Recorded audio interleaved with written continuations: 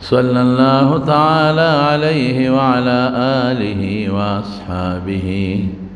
وأزواجه أمهات المؤمنين. أما بعد، فقد قال رسول الله صلى الله عليه وسلم: الصدقة ترد البلاء. زمارونو ما مخي و جمعه تویلی میں کله چې به مسلمان یو تکلیف یا یو آفت او مصیبت راشي، د هغې دپاره به دې څه کوي؟ هغې دپاره خو یو دا دی چې که بیماري وي نو دې به ډاکټر ته رجوع کوي یا حکیم طبیب ته. د که علاج مسنون دی، نبی کریم صلی الله علیه وسلم په خپل علاج کړی دی او د وحی په بنیاد یا د تجربې په بنیاد صحابه کرام ته بعضې څیزونه ښودلي دي، لکه کلونجي ښودلی ده چې کلونجي حبة السوداء ورته عربۍ کې وایي، شونیز ورته وایي، کاله دانه ورته وایي.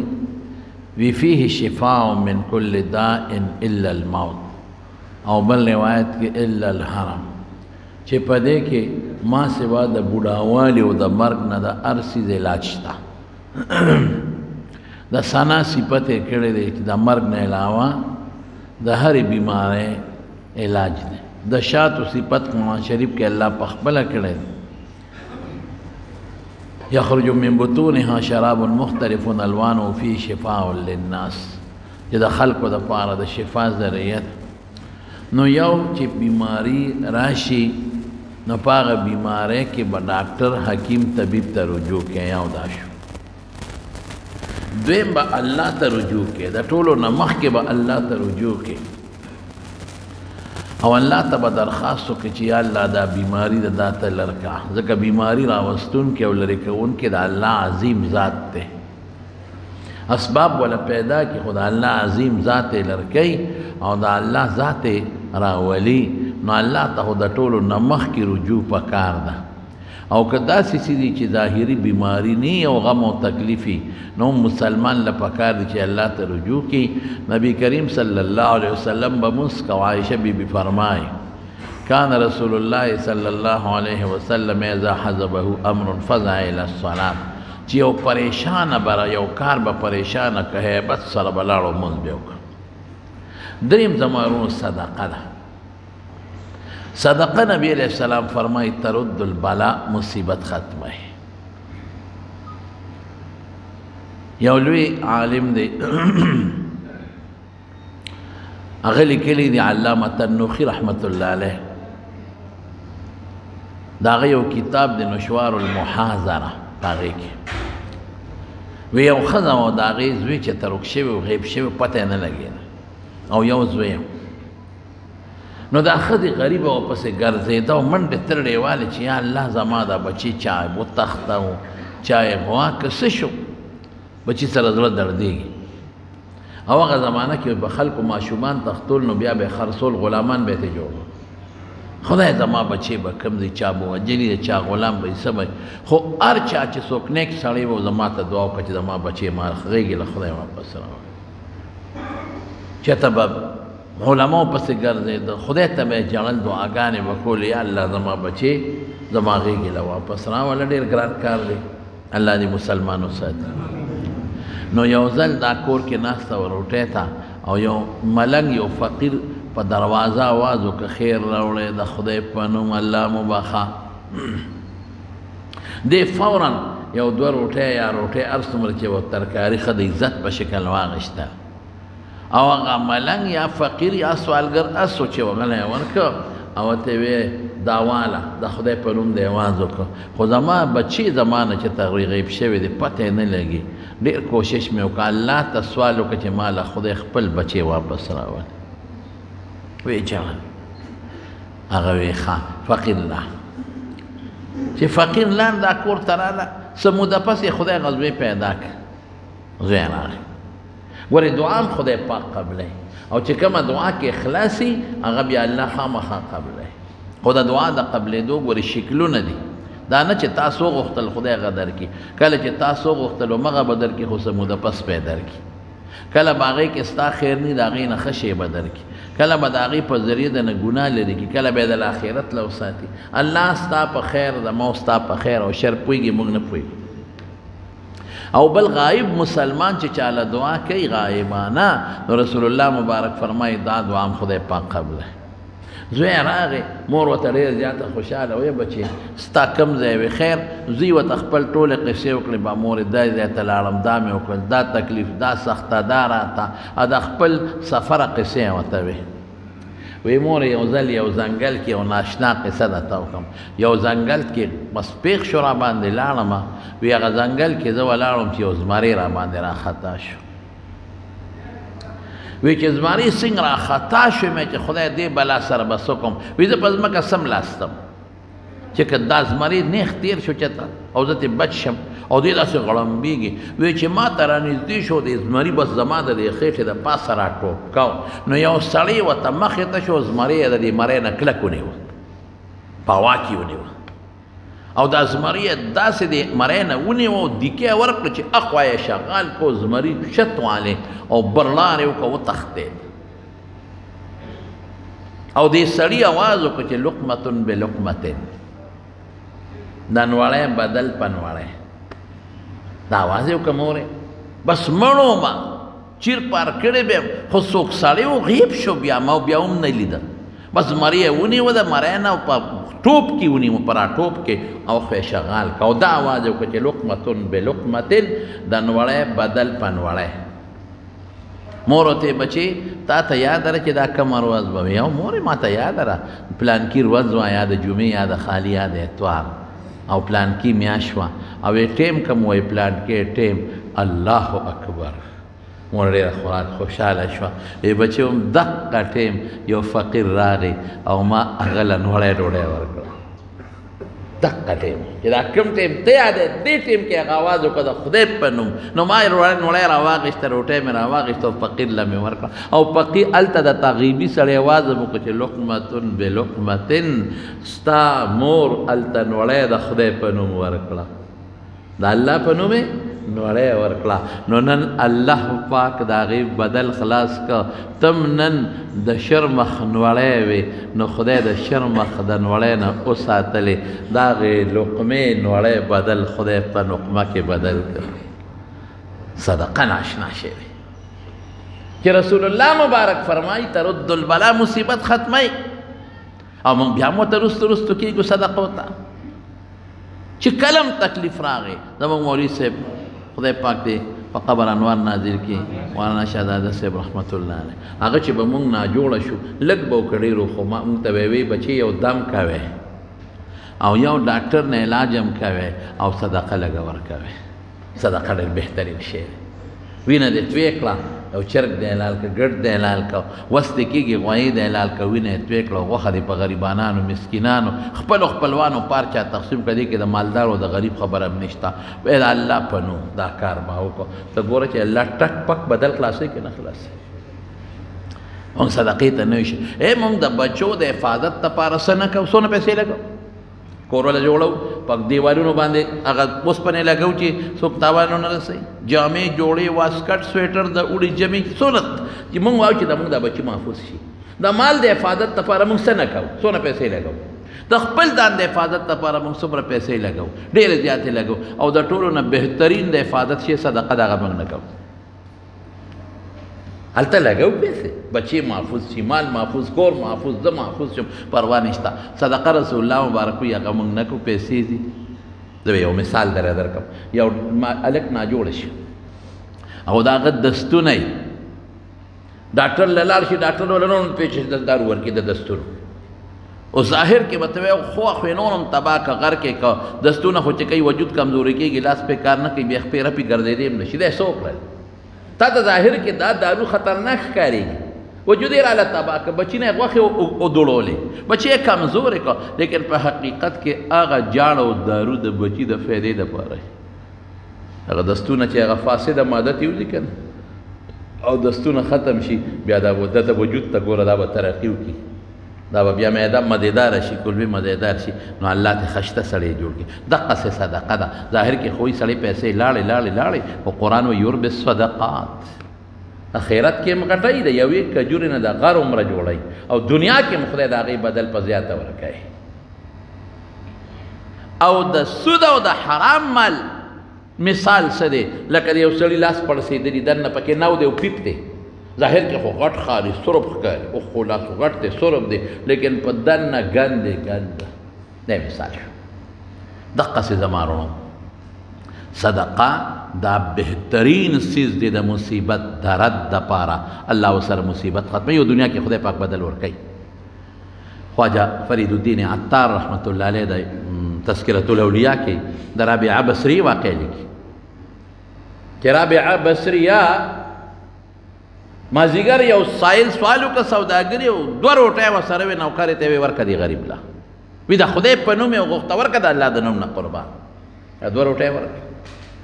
سوالګرې لاړ دې کې د ماښام د پیرو جماعت ټیم شو رابعه بصریه خادمې ته وي رو جماعت یې کم دی 2 ډوډۍ دی هغه دې سوالګرې له ورکړې یک وخت یو به دې ورکړې وه نو یو خو به درته پاتې وه کورس هم نشته ما دقسې کېناسته چې کېناسته یو سړي دروازه وډبوله خادمه ورله وی دا هدیه مې راوړې ډالۍ مې حضرت له راوړې دا ډېره نیکه ښځه وه پاکه ښځه وه حضرت یې له مې دا راوړې دا وله ورکړه چې هغه ډوډۍ یې وړه ترکاري هم ده ډوډۍ هم ده چې هغې وکتې هغه 18 وې وی دا زما نه دي دا واپس کړه دا سړی تېروتی دی دا د بل چا دي اوهو ما ته یې وی غیلی اوسه وی ما درته وی چې تېروتی دی دا زما نه دي دا د بل چا دي تېروتی لارې خطا کړې ده هغې هغه خوانچې وړه هغه سړي له ورکړه وی مالکه وایي چې دا سړی تېروتی دی دا زما نه دي دا تا هغې له نه دي بل چا دي سړی غیب شو لاړ بیا دروازه وډبېده خادم ته یې ورشه چې ورغې بل چا سړی ولاړ دی اوس خوانچه یې وله ورکړه ترکاري هم ده ورسره ډوډۍ هم دي پکې چې هغې ته کېښودې ویې شمېرلې وی دا زما دي وی تا ته څه پته وه ا دې واپس کړه دا دې واغېښتې وی ګوره الحسنة بعشر امثالها خدای د یو صدقې د یو نیکۍ بدل په څو ورکوي په 10 ما 2 ډوډۍ ورکړې نو ما له به خدای د هغې په مقابله کې څو راکوي 10 هغه 13 وې زما نه وې دا اوس 10 دي دا زما دي 20 روټۍ ما ته راورسېدلې دا زما دي صدقه ورکوه د هغې بدل الله ته سپاره زمونږ یو ډېر لوی شیخ تیر شوی دی د حدیثو لوی استاد حضرت مولانا شیخ دوست محمد رحمت الله علیه قریشي دا ډېر غازي خان کې تیر شوی دی د ډېرو کتابونو مصنف هم دی د ډېرو لوی علما استاد هم دی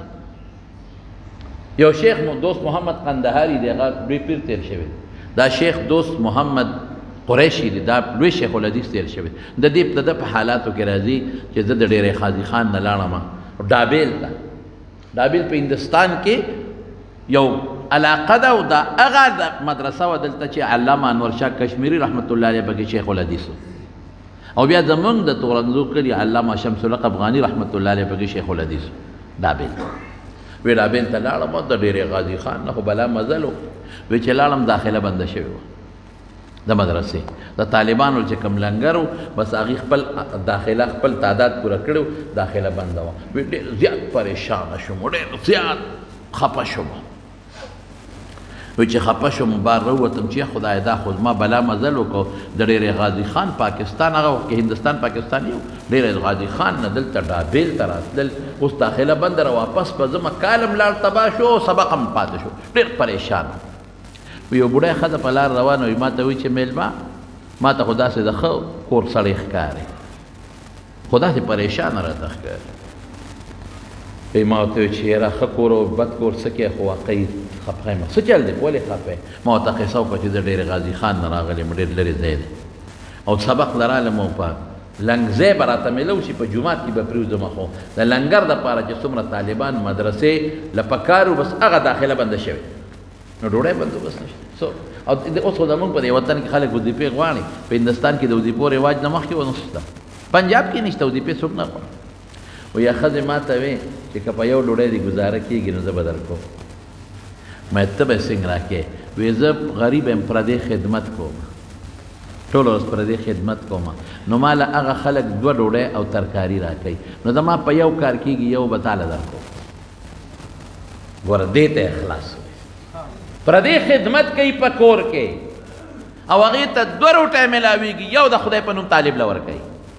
دا یو به تاله درکو ما ډېره ښه وایي هغې به غرمه م یو روټۍ لږه ترکاري راکوله او ماښام هم یو روټۍ لږه ترکاري راکوله سبق مې خلاص شو خدای ته عالم جوړ کړ شیخ الحدیث مولانا دوست محمد قریشی رحمت الله علیه فرمایي ډېره زمانه تېره شوه ما نه خدای ډېر کار واغې د حدیثو درس شروع شو ښځه خو لاړه پاتې شو حدیثو درس مې شروع کړو کتابونه لیکل بلا کتابونه هم لیکل کتابونه مې ولیکل بلا طالبان یو دورې حدیث ته ولګېم وی د بیت یو ځل لاړم حج له وی د حج نه چې فارغ شو مدینې منورې ته لاړم وی مدینه منوره کې چې مې د نبی کریم صلی الله علیه وسلم سلام وکړ نو یې رالم ستړم نو یو ګوټ ته وده شوم الله اکبر وی چې کله وده شوم اوس خوب وینم په خوب کې هغه بوډۍ ښځه ده او په یو ښایسته باغ کې چکر یې لګوي او ډېره زیاته خوشحاله ده ما وی ترورې هغه چې ماله دې روټۍ راکوله هغې وی او مقه ښځه یم نو ته څنګه وې مړه شوې ما اوس دې څه حال دی وی ډېره زیاته خوشحاله خدای پاک جنت راکړو او ډېره خوشحاله یم مې پسې دله جنت درکړه وی په هغه ډوډۍ چې تاله به مې درکوله چې الله ته مخامخ شم الله وی تا یو عمل نیک کړی دی ځه چې جنت کې کم ځای دې خوښي رغدن حیث شئت چې کم ځای دې خوښي په مړه خېټه زه لګیا اوسه ولې تا خپله روټۍ نیمه کړې ده او زما د دین طالب له دې ورکړې ده او نن ستا په هغه روټۍ باندې د هغې طالب نه خدای د احادیث یو عالم جوړ کړی دی الله صدقه څومره بهترین شی دی نبی کریم صلی الله علیه وسلم فرمایي رسول الله مبارک به بخاری حدیث دی د صدقې د سخي او د بخیل مثال ورکوي کوم سړی دوی د دې مصیبتونو داسې مثال دی لکه د چا وجود ته چې یو زغره پرته وي د اوسپنو او دا لاسونه هم پکې بند دي او سینې هم بند دي خېټې هم بند دي او دا زغرې دې مرۍ ته پرته وي او دلې مرۍ هم خپه کړي وجود هم خپه کړي هغه زغرې هغه کړی د زغره د اوسپنو د کړو یو کمی سي هغه داسې زور ورکړي چې دی نه لاس خوځولی شي نه سټ خوځولی شي نه مرۍ ډېر تنګ دی د بخیل مثال د دقه انسان دی دا زغره د دنیا مصیبتونه دي آفتونه دي طاعون دی وبا د تکلیف دی پریشانی ده دلې مرۍ خپه کړې ده دلې سینه خپه کړې ده دی پریشانه دی دی په زور کوشش کوي چې دا زغره لرې کم خو نه لر کېږي دا د بخیل مثال او چې صدقه ورکړي د هغه مثال څه دی هغه هم دقه مصیبتونه زغرې په شکل دته پراته دي دلې مرۍ خپه کړې خو چې دې صدقه ورکړي د زغرې یو کړی ختمه شي چې بله صدقه ورکړي د زغرې بله کړی ختمه شي چې بله صدقه ورکړي د زغرې بله کړی ختمه شي چې بله ورکړي زغره ترې لاندې پرېوځي د خېټه وجود مرۍ هر څه محفوظ پاتې شي نو په زور تکلیف مصیبت پریشانی نه ختمېږي په څه به ختمېږي په صدقه زموږ قسم زموږ په وطن کې دا یو لوی مشکل او پریشانی جوړه ده لوی پریشانی جوړه ده څه پریشانی د الله را طرف نه جوړه ده او خفه کېږي مصف پریشانی زموږ د میډیا جوړه کړې بس موبایل دی او بل ټکي نشته پخوا به دې سوشل میډیا څه خورول هلته جنګ وشو دلته وشو هلته دونه مړه شو دلته دونه مړه شو موږ به اخبار کته بغیر د مړو د بل ټکي به پکې نو بې د جنګ جګړې د بل ټکي به پکې نو اوس چې اخبار ګورې او میډیا ګورې دونه پکې مړه شو دونه بیماران شو دا شو هغه شو څه چې تاسو دې خلک پریشانه کړي بس درې څیزونه شو که څوک بیماران یې الله دې روغ کړي علاج دې وکړي دویم الله ته دې رجوع کړي جړا دې وکړي دعاګانې دې وکړي او دریم صدقه دا بهترین علاج دی نو دا څو خبرې مې وکړې ډېر اوږد تقریر ذکر نه کوم چې د دې حالاتو په تناظر کې زموږ مشران هم دا وایي چې خطبه مختصره کړي او تقریر مختصر کړي او بعضې دوستان زمونږ د دې حالاتو په وجه نه راځي نو بیا خفه کېږي ته خو وایې چې تقریر نه کوم تا خو تقریر وکړو نو به هر کیف دا څو خبرې مې ستاسو خدمت کې عرض کړې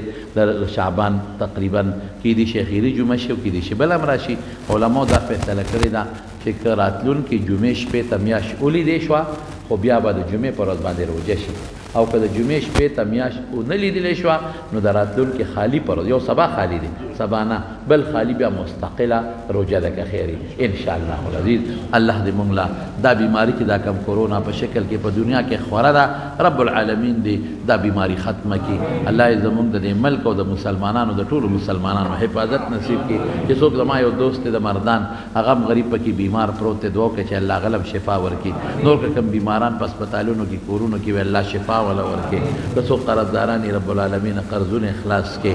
څوک پریشان حالي رب العالمین پریشانی په خوشحالو بدله کړي. او الله ته موږ له صدقو او د نیکو اعمالو توفیق راکړي. د رمضان دا مبارکه میاشت را روانه ده